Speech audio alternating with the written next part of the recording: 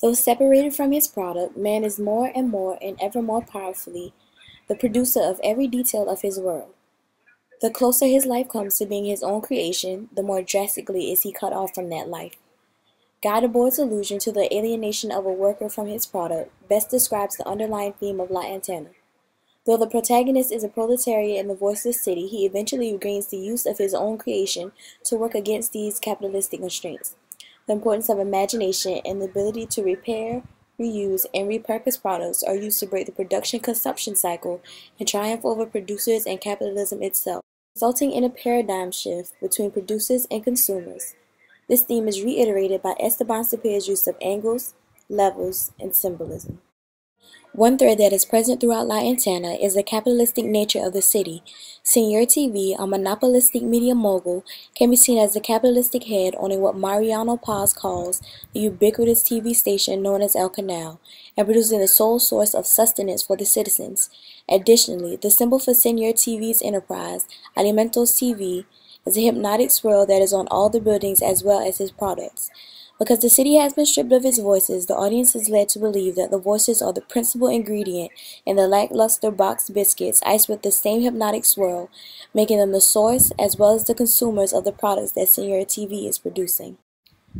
The protagonist of the film, the nameless inventor and repairman, is a key part of the production-consumption cycle. In his Elements of the Philosophy of Right, Frederick Hegel speaks of being able to abandon as ownerless anything belonging to one or make it over to the will of someone else as his possession. Hegel also speaks of the ability to alienate individual products of one's particular physical and mental skills and active capabilities to someone else. This concept applies wholeheartedly to the repairman, as he is responsible for repairing broken technological devices and unknowingly repurposing them for Señor TV's use and hypnotizing the citizens into remaining a part of the cycle. The repairman is alienated from his work because he uses his mental and physical skills to repair the instruments, and once he is done, they no longer belong to him, but rather to Señor TV. Sapir makes this connection between the repairman and his work in this sequence with an establishing shot of a storefront set up to look like a face. These two television sets display the spinning hypnotic swirls that represent Señor TV's empire, and this jump cut is a convention that links the two images to show the inseparability between them. The capitalistic endeavors of Señor TV are revealed in depth and more clearly as the audience delves further into the film. Señor TV is seemingly responsible for depriving the city of its voices to manufacture the biscuits and using the biscuits in conjunction with the productions that air on El Canal to keep the population consuming his products through media manipulation and hypnosis. Scholar Joanna Page has written about Señor TV's greedy exploitation of finite resources and his reliance on the blind complicity of those he exploits, and how they render the emprise fragile, allowing for the triumph of the regime through the materialization of imagination and creativity. The audience is shown the intricate process that reveals the words being mashed into dough for the biscuits before moving, as Page has said, smoothly along conveyor belts to be packaged up for purchase. The sequence is preceded by a shot that shows a room full of stock waiting to be shipped out to distribution facilities. Positioning these two shots together can be used to represent a term that Martin Heidegger calls standing reserve or Bestand, which refers to anything that is ordered to be immediately at hand so that it may be on call for a further ordering. In this sense, the room full of stock as well as the population of the voiceless city are nothing more than mere standing reserve waiting to be consumed by the capitalistic society in which it dwells. Sapir shows the power struggle that results from this paradigm shift, where the workers become better off than the producers, using angles and levels to show the power of one person in relation to others in a sequence. In this sequence, for perspective purposes and to show the relationship between the rat man and the henchman, whenever he is talking through the megaphone, his words are towering over their heads. This shows the dynamic of their relationship by making it seem as though his small stature is towering over their Amazonian figures through his words, as he holds all the power at that moment. Angles are also used in this sequence. The scene is shot from a low angle, showing the repairman looking out of the window of a tall building, while the following point of view take is shot from a high angle, showing Señor TV rolling lavos away in the trunk of his car. This alludes to the omniscient characteristics that the repairman possesses in spying on them as he becomes more aware of what they are up to and how their plan will affect the city.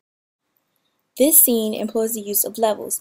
As the two are fighting, the person who is winning at the time is at a higher position in the frame, making use of levels to convey power status in the same way that angles are used to show power relationships. Perhaps the most important aspect that shows Sapir's views is the symbolism that is laced throughout the film. Let's go back to the initial image of the inventor following the establishing shot of the storefront. The striking part about this image is that the right lens of his glasses are cracked. This image of a broken or dimmed right eye is seen in several places throughout the film, most notably with the facade of Lavose's house, the device that the inventor uses to communicate with his father when Anna loses a balloon man, and the same goes for the machine that Dr. Y is using to send the signal that extracts the words from the citizens of the city. This imagery can be likely attributed to the theory that the right side of the brain is the creative side, as well as the romantic notion that alienation of a worker from his product stifles his creativity. There are numerous religious and historic symbols presented in the film as well. When Anna accidentally releases the balloon man, she is left with a nasty scar in the palm of her hand that the audience soon learns she shares with both her father and grandfather. This scar can be viewed as a sort of stigmata that could reference the family's, particularly the inventor's, role as the savior of the voiceless city. This notion is supported in a later scene when the inventor, Anna, her mother, and Tomas are in the building of the aerial, and they find the inventor, who is talking to them with his arms outstretched in a crucifixion position, while his body is being illuminated with all the light in the shot, as well as the words that he is speaking. The scene where the inventor was spying on Senior TV as he kidnapped Lavos further endorses the ideal of the inventor as the savior of the city because it showcases him as an omniscient being. When Anna loses the balloon man, it is revealed, ever so subtly, that it is their family's job to hold on to these men as if they were live advertisements, and when she loses him, her father and grandfather are both fired from their jobs at El Canal. The scar that is left in her hand from this mishap that they all share can not only be seen as a stigmata but also as a testament to the rudimentary and precarious working conditions imposed upon the proletariat class through capitalism. The inventor catches sight of the production of the Alimentos TV, and as Henry Lefebvre has said, it is through this knowledge that he liberates himself and begins actively superseding his condition, initiating the revolt that results in the shift of power leading to the people of the city being re-endowed with their words and, even more importantly, their voices. This sequence is symbolic of how the worker, being knowledgeable about how to produce the work from which he is alienated, is better off and perhaps more powerful than the producer, who relies on his workers for economic well-being and capitalistic power.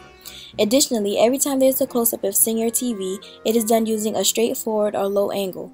This technique is used to show that he holds no true power. This is recapitulated through the use of shadows in the sequence where Senior TV is sitting in the car outside of the repairman's house as Anna is watching him. Looking through the window into the car, the audience can see Senior TV as well as his shadow, which is bigger than him, as he noisily etches a question mark into the foggy car window. This speaks to the fact that there is still some mystery behind his character and that his reputation precedes him, as the man behind the myth is nothing more than a myth with no actual power.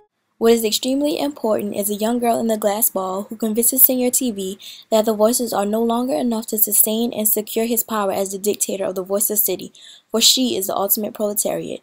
Though she is tiny compared to Senior TV in both size and stature, and she is the worker who produces the Alimentos TV, she is his leader.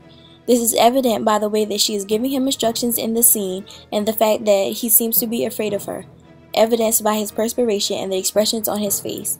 She is the epitome of the paradigm shift because of her job at the center of the production, stomping out the instructions for the machines with her arrow pad, as well as her role in being the real power behind the capitalist system.